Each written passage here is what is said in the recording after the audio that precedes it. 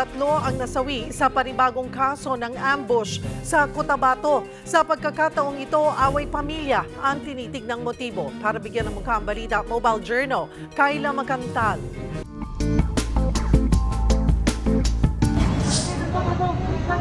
Isang malagim na ambush ang muling naitala sa Cotabato kahapon.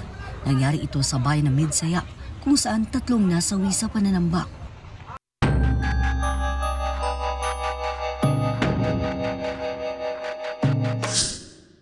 Pasado alas 8 ng umaga, October 7, binabagtas ng itim na SUV ang kalsada sa bahagi ng Purok Narigtaa sa Barangay Salunayan.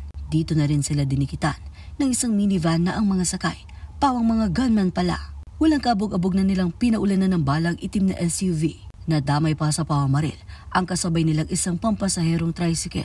Sa dami ng gunman at dami ng balang inubos nila sa ambush. Dead on the spot ang 35 anyos na driver na kinilalang si Rahib Mamental Wahab at kanyang pasahero na si Udin Indayla Dalgat, 31 anyos. Ang tatlong sakay naman ng SUV, sugatan, kabilang ang konsehal ng Kadayangan na si Saida Filmin Indayla. Nadala pa sila sa ospital pero binawian din ng buhay ang isa kalaunan.